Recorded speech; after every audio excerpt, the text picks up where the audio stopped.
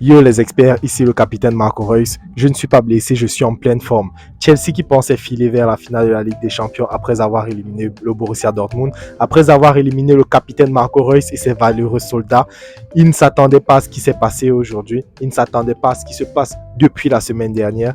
Chelsea qui pensait pouvoir jouer un mauvais tour au Real Madrid, mais qui s'est cassé les dents. Chelsea, voilà, qui perd ce soir 2-0 face au Real Madrid sur un doublé de Rodrigo. Rodrigo Goes da Silva, dit le Ndolé, comme on l'appelle au Cameroun. Rodrigo qui aujourd'hui a plaqué un doublé.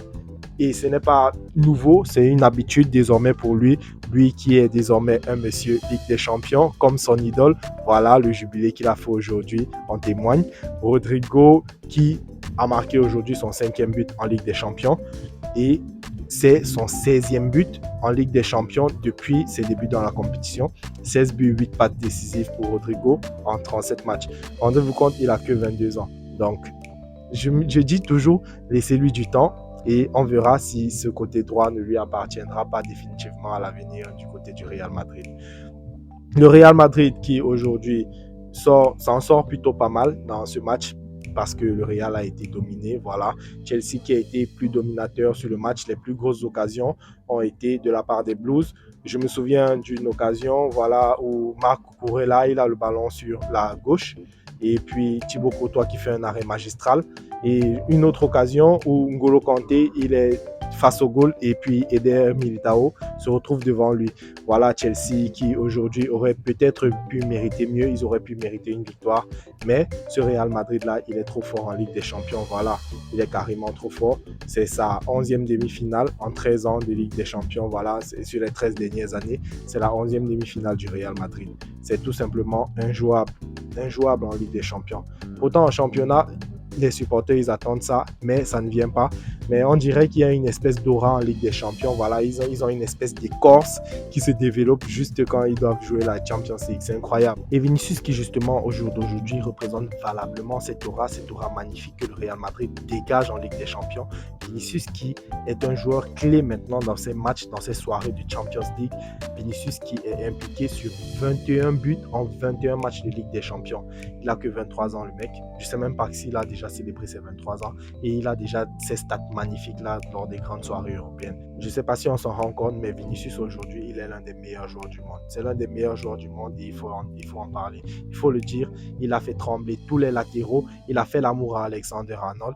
Il a fait l'amour à Reece James ce soir. C'est vrai, il n'a pas été ultra dominateur, mais ce n'était pas un grand Vinicius, mais c'était un bon Vinicius. Voilà. C'était mieux quand même. Reece James a quand même mieux subi que Alexander-Arnold. Alexander-Arnold qui s'est fait laminer, voilà, aller et retour. Vinicius, voilà, top player, top niveau aujourd'hui et j'imagine top au classement du Ballon d'Or. Chelsea qui aujourd'hui jouait dans son 3-5-2 habituel maintenant, je dois dire, avec Kai Havertz toujours en attaque, mais plus de Joao Félix qui a cédé sa place à Conor Gallagher. Gallagher qui a marqué un but ce week-end et qui voilà, a vu la confiance en lui être renouvelé en soutien de Kai Havertz aujourd'hui, mais qui n'aura pas beaucoup pesé sur le match. Kai Havertz qui a fait un match plutôt pertinent, mais qui n'a pas su vraiment se créer voilà, des occasions assez nettes. Parce que les occasions de Chelsea, bien qu'elles étaient meilleures que les occasions que le Real Madrid a eues tout au long du match, elles n'étaient pas des occasions assez nettes, je dois dire.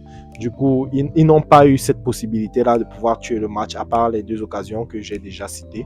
Ils n'ont pas eu vraiment d'occasion de voilà, tuer le match et ça s'est payé cash. Rodrigo qui à la 58e minute s'amène sur le côté droit, il est taclé mais il arrive à sauter et se défaire du marquage.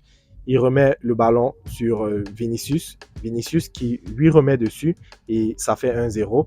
Et sur le deuxième but, très beau travail de Fede Valverde et la conclusion de Rodrigo.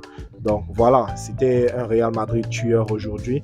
Chelsea qui, comme on l'a dit, n'aura pas démérité, mais qui s'est cassé les dents sur un Thibaut Courtois en mode Ballon d'Or des gardiens. Ah oui, Thibaut Courtois qui aujourd'hui a encore fait parler sa légende en Ligue des Champions. Thibaut Courtois qui a sorti des arrêts magistraux, voilà. Thibaut Courtois, voilà, il n'est plus à décrire, vous le savez déjà. Vous le savez, c'est le ballon d'or des gardiens. Et je pense que peut-être il arrivera à conserver son titre, ce qui je pense n'a jamais été fait. Donc voilà, c'est à voir.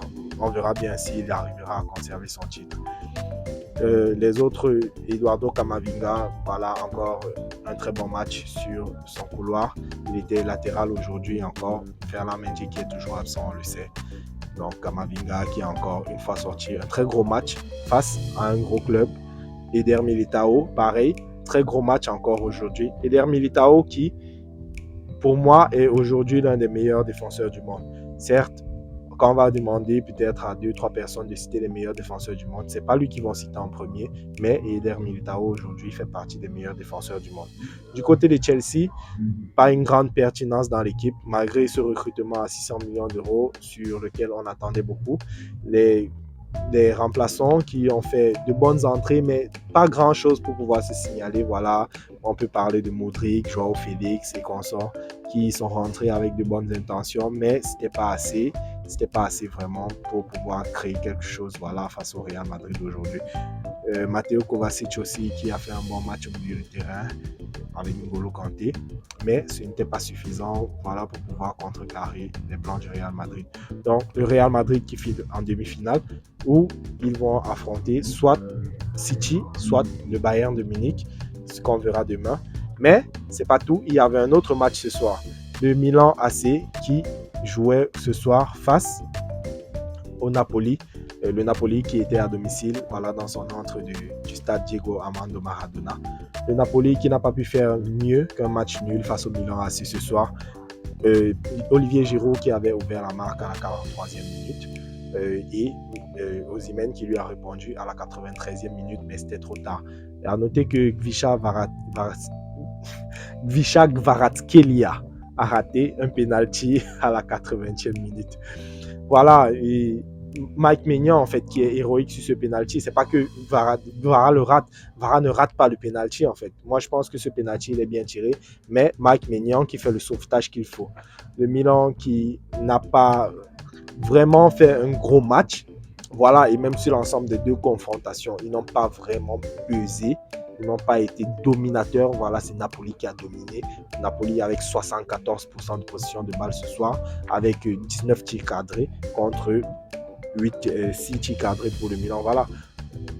Napoli qui a dominé sur l'ensemble des deux matchs, mais qui a été trop tendre devant les goals. Et à ce niveau-là, ça se paye cash. Comme on a l'habitude de dire, la Champions League connaît ses clients et le Milan est un ancien client de la Ligue des Champions. Voilà, cette Ligue des Champions, ce n'est plus à... Voilà, on ne doit plus décrire ça. C'est incroyable. Le Milan, c'est le deuxième palmarès de Ligue des Champions derrière le Real Madrid.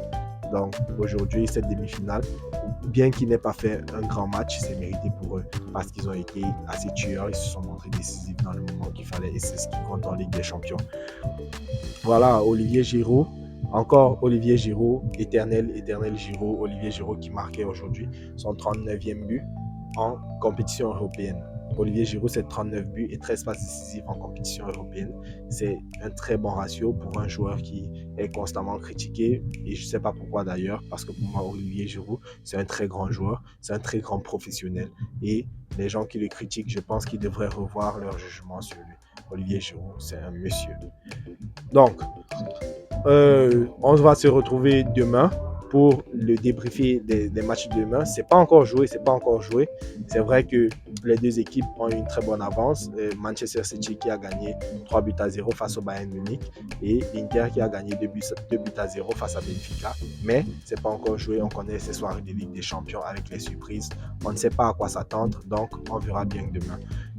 Donc d'ici là, je vous dis à demain pour débriefer les matchs de Ligue des Champions. Bayern qui jouera à domicile contre Manchester City et l'Inter qui sera à domicile contre le Benfica Lisbonne. Donc d'ici là, prenez tous soin de vous et tchuss!